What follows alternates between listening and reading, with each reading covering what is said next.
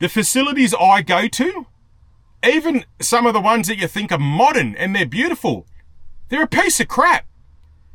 You got to wear shoes in there because you don't want to get tinny or athlete's foot. They're filthy. You got shit all up the walls, up the toilet. You got people that don't respect the showers. You got the service stations and rest stops that don't really put any money, time or effort into these. They're just like, oh, there's a basic shower. We'll just leave that. They can use that if they want. If they don't want to, they go to the next one. How you going? I've been hearing a lot of stuff lately about shortage of drivers, why the younger generation ain't moving up into the industry, why it doesn't appeal to younger drivers. And I'm thinking to myself, is the government really that dumb? Do people not realise why drivers at a younger age ain't going, you know what, I want to be a truck driver, I want to be a truck driver and travel Australia? You know why they're not doing it? Because nobody talks about how good it is. All you hear about is all the negative stuff, right? Now, watch this video, then I've got a lot of stuff to say, and trust me, watch it through, watch it to the end and listen to what I say, and tell me if you agree. Because no one else is saying it. Nearly half of all truck drivers in Australia are over 55, with only 5% under 25. That's according to numbers from the International Road Transport Union. It also found that around 28,000 heavy vehicle driving jobs were never filled last year. Local industry advocates say the declining numbers of young truckies needs to be addressed. Warren Clark is the CEO of the National Road Transport Association and joins us now. Good afternoon to you, Warren. Good afternoon, Ross. So why are there so few younger truck drivers on the road? Well, I think it's pretty clear. I mean, you know, young people need career paths, they need proper training, and at the present time, our industry is lacking behind in career paths, training, and so forth. So when you come out of school, you need a clear idea on what you're going to do for the next 5 to 10 years, and you need to get the pathway to do that. So we as an industry... Okay, that's the first thing. When you come out of school, you need a clear path, you know what you want to do. No, you don't. Not when you come out of school. It's when you're in school. You need to know. Remember back in school how we had, like, you know, tech drawing, woodwork, all these elective subjects we could do? Well, driving, transport, working in the transport industry, working all that stuff out, that's what we should be doing. Some type of program. You're going to become truck driver, bus driver. It doesn't sound very appealing to people out there, to students, but that's something that can be worked on, especially in the transport industry. It's not just about sitting on your bum and going for a drive and earning some money. They need to show and teach a lot more about the transport industry, because it is a big vital part of Australia. As they say, without trucks, Australia stops. Are working on that. We're working very hard with the government to actually make those changes, but at this stage we're not getting a lot of push through. Okay, so you want truck driving to be classed as a profession. That will make a difference, you think? Well, yeah, we've come out with a plan to what we think needs doing. It's based around, you know, pathways, it's based around training, it's about licensing. At the present time, there's major problems with licensing in the fact that you get your license. I'll jump on that one part quickly. Licensing. To get your license, a truck license, what do you need? You need thousands of dollars pretty much for training courses, all this type of stuff. What under 25-year-old can really afford that? Who can afford at that age to rack up that much money to pay for licenses and all that type of stuff? That's why when I was younger, there was a program that the government had out with the employment agencies. They knew that there was a driver shortage with truck drivers and stuff. So what they done was, it was a free program to go and get your license. It was your MR license or your HR license, and it was awesome. And you want to know something? Even though I missed out on that, this is how I got into the industry, because I remember reading up about it. And I thought, oh, they're giving out free licenses. I wonder if they'll bring it back again, you know? And then I looked into it more, and then I ended up paying for it myself at a bit of a later age. But that's the most perfect thing to do. Get the government to put some type of subsidised or even free, because look, at the end of the day, they're going on about it's a massive shortage, it's an issue. It's a real issue out here. Why isn't the government doing anything? You know why? Because they'd rather spend money overseas for crap that does not involve us, instead of doing this and looking after us here. And then you've got to be trained, so we think that's all the wrong way around. We want career hubs, we want incentives for businesses to take on young people, but we need to, we need to start moving on this. You mentioned the figure of 28,000 people. We're estimating that by 2029, that figure is going to be 78,000. So, you're talking another 50,000 drivers short. So it's a problem that's going to get worse unless something is done, you're saying, 100%, because so many current drivers over 55, they're going to retire. Yeah, exactly. And look, this is a good career where people get rewarded well. They can be earning $100,000 in a couple of years. It's a couple of $100,000. They can have their own business in 5 years. When he says that we get rewarded well, depends what you mean by get rewarded. I mean, I love my job. I love seeing Australia. I love seeing all the different sceneries, pulling up at old pubs in the middle of nowhere, meeting the locals, having a, good old schnitzel, baked dinner or whatever. I love doing that stuff. It's amazing. I love it. Oh my God.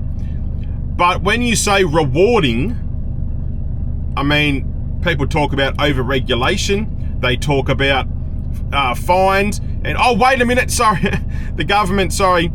Professional driver, you get 1 extra point on your license to help you out, so you're rewarded there, so good on you. But there are rewards, but the thing is they're focusing on the rewards, and they're not focusing on the other side of it, to why they really don't want to come into the industry and how hard it really is. That's what they need to be focusing on. The world's their oyster, really, if they want to get in and actually make a career out of it. But we need the government to get behind it and put in clear, consistent training across the country. We want our apprenticeship consistent across the country, and we want it very clear to young people and also female people coming into the industry that they're taken care of, they're safe, and this is a great career. How many women truck drivers are there at the moment, or is it a too male-dominated industry right now? Yeah, it's a very male-dominated industry, but we've got about 5% of our industry is females.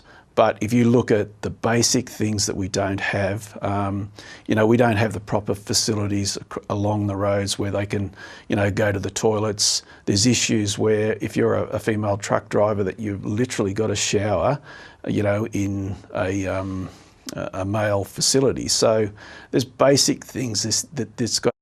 I'll stop you there. Now, females showering in male facility, no, that's not correct, because each individual shower and toilet block where you go in and have your showers are individually locked.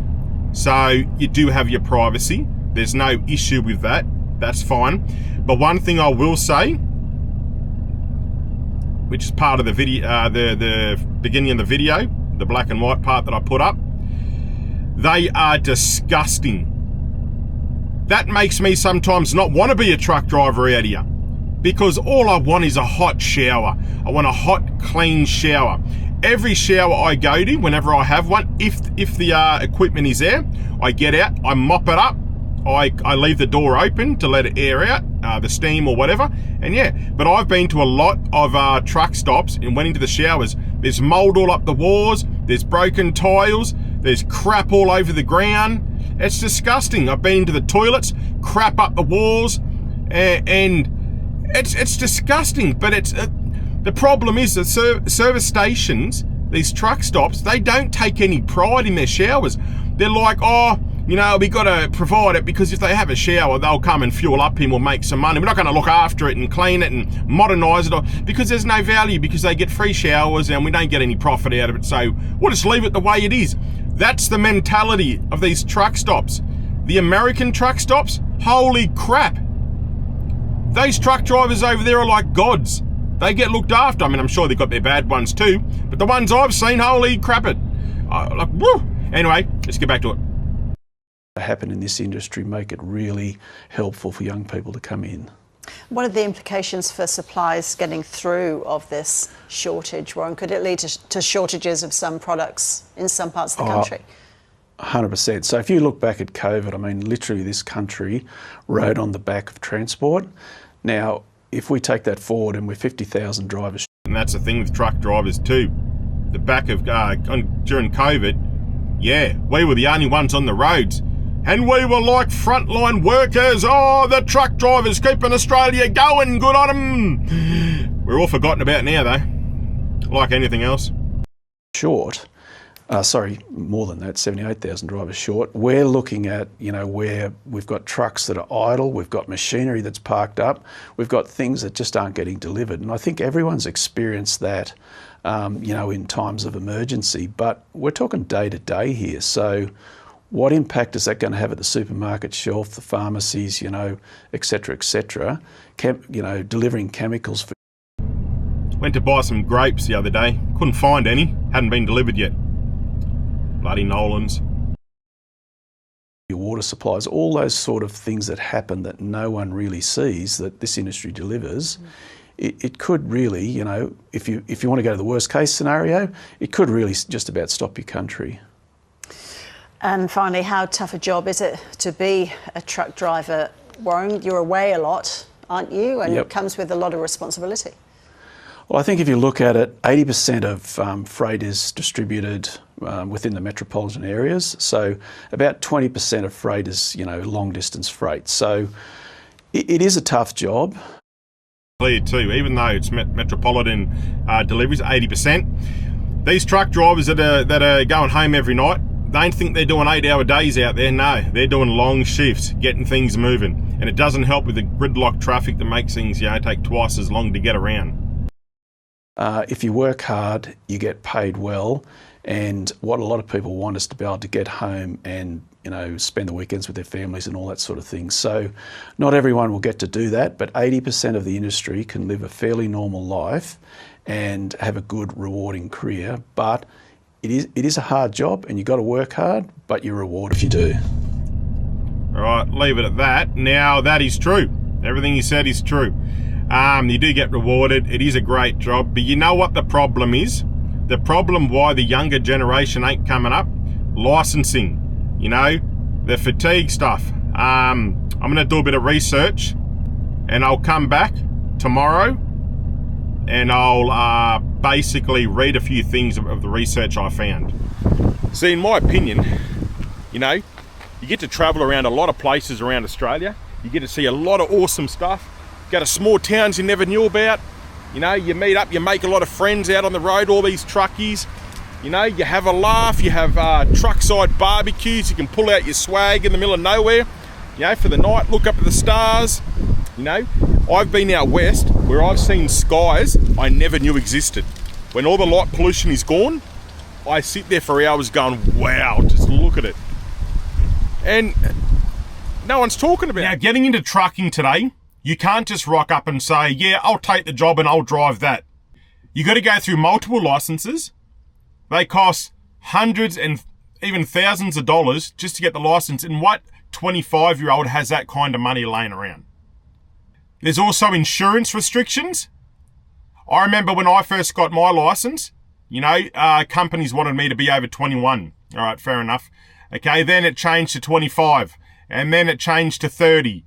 And I kept asking them, and they're like insurance companies. They don't want anybody driving. So now it's like you got to be over 30 before a company would insure you. And there was a lot of companies when I first started that wouldn't even look at you unless you had 2 years experience. I remember talking to employers so many times before when I was trying to get my license, because I got my HC license, but then it took me about 3 years to get a job, to get given a go. And that's the company that I'm with now. And they kept saying, oh, you need 2 years experience. I said, but nobody will give me a go. So how do I get it? And they're like, that's not my problem. You have to try and convince somebody to let you drive for 2 years. Then when you get the experience, then come back to us and we'll take you on. I mean, yeah, fair enough. It's long days out on the road. You do 14-hour days, 15-hour days, and you're away from family all the time, which is why it appeals to the younger people more, because while you're young, get out there. Work hard before you got a family even. We still do it when we got a family. But the younger people need to come in now. Bust your ass, make the money, set yourself up for life. Now, I was looking at an article the other day, and it was saying here, between NHVR rules, fatigue management, mass management, compliance, logbooks, and fines, the jobs become bureaucratic and stressful. It's not just driving anymore. It's driving while juggling a clipboard, a camera, and a calendar. Young people look at that and go, stuff that, I'll be a content creator. And then I also found another article, and it says here, for decades, the industry was seen as a last resort job, not a profession. There's been little promotion in schools or media showing the pride, skill, and freedom of trucking. Add to that a few bad apples, overhyped tunnel hits, fatigue crashes, TikTok idiots, filming burnout videos, and the public perception suffers if the image is all. Screaming air horns and red P plates, a smart, switched-on young crowd won't see it as a career. They'll see it as chaos. Now, any social media stuff that I do it all by the book. All right? Now, you've got to follow those rules because it gets dangerous, and if you get caught doing anything wrong behind the wheel, it's big fines. And trust me, if I get caught doing anything, my company pulls me up quick smart. And they have questioned me in the past about it. And I've said, no, I've got a head-mounted camera or, whatever, things that are legal. So, and I was going through an article a while ago as well, which kind of took my mind, and I saved it on my phone. And this is what it said. Lack of mentorship and pathways. Back in the day, you could jump in an old school driver and learn the ropes. Now it's all corporate. No time for mentoring, no training pathways, and too much liability to take a young bloke along. Without the mentorship, young drivers don't get experience. And without experience, no one hires them. It's a catch-22. They want flexibility, respect, and career growth. Trucking is still seen as a rigid and old school. Now, something that I read ages ago also, and this is what I agree with. If we want to fix it, we got to rebrand trucking. Partner with schools and TAFEs. Show it's a career, not a last resort. Subsidise licence costs for under 25s, even under 30s. If we've got a shortage of drivers, under 30s, 30's still young. Get them in. I remember when I got my licence first, and I actually just missed it, but the government had a program where you could go and get your driver's licence, your trucking licence, and they paid for it all, and it was through the job employment agencies. Right? Modernise rest stops and facilities. Now, that is another thing I'll say. I put up a video, which you can go back onto my channel here and have a look, but it's the world's largest truck stop. The facilities and that were there, I was mind blown. The facilities I go to, even some of the ones that you think are modern and they're beautiful, they're a piece of crap. You got to wear shoes in there because you don't want to get tinny or athlete's foot. They're filthy. You got shit all up the walls, up the toilet. You got people that don't respect the showers. You got the service stations and rest stops that don't really put any money, time or effort into these. They're just like, oh, there's a basic shower. We'll just leave that. They can use that if they want. If they don't want to, they go to the next one. The modernisation of our rest areas and our truck stops for showers, amenities and all that, they're gone to crap. That they need to be overhauled and be more appealing to the younger people. They go, you know what, if I go out on the road, I can actually be looked after and it can actually be decent. Now, you got to promote mentoring as well. Find truckies that can take young fellas under their wing. I know a lot of companies these days don't allow your kids to go with you out on the road. They won't let you in there. It's too dangerous. But you know what? You take your young fellas and that underneath your wing and take them out on the road with you and get them into the industry, into the culture of trucking. That will raise them up to want to be a trucker. And that's how you do it. That is how you get them into the industry. Make them a part of it. All right, now this one goes to what I'm saying. Now, show the lifestyle, road trips, mateship, freedom through social media. Now, what I'm doing now, what I want to build my brand to be as the typical trucker, I want to promote trucking, the lifestyle, the mateship, the where we get to go, what we get to see, the freedoms that we have, and how awesome trucking can be. I've made friends out here. I've got a friend that I'm very close with, lives in Perth. No way in hell I'd ever meet him. I would have ever met him in the past, but I met him while trucking. And, you get on the radio, I get people calling me up all the time. Where you pulling up tonight, Aaron? I'm pulling up here. All right, I'll pull up too. Have dinner, have a chat, have a laugh. So it's not like you're always away and you're on your own. You need to promote that lifestyle. I go down the highways and I see signs from Service New South Wales or Vic Roads or whatever, and they're all talking about, make sure you know your heights. Don't watch out for your blind spots, this and that. It's all about safety, and that's great. But you also need to have billboards about make a life in trucking, join the trucking industry, become part of the crew, you know, show the young fellas how good it is, subsidise it, get them in there, put it in schools, in TAFEs, you know. I don't know why you haven't figured this out sooner. You know why? Because the government won't put any money into the budget for this. They'd rather send it overseas and start wars. No, that's what you need to do. Contact me. Let me work with you. And let's work on getting the younger generation into the industry. Let's talk about it. I mean, I'm 38, so I'm youngish. I'm not over 55. But I know what appealed to me when I came out here and started driving. You know, and I can share that with everybody. And that's what I'm trying to do on social media. Trying to get the younger generation in here. Showing people how fun life can be out here. It's awesome. You know, so many times I've gotten out of my truck and gone out and sat in the sun and nearly fell asleep because it was beautiful. And, you know, the breeze and the friends, it's awesome. What you also got to do is you got to give truckies a voice, which is why I do my social media and I ask for people to comment and put their comments down and talk about it.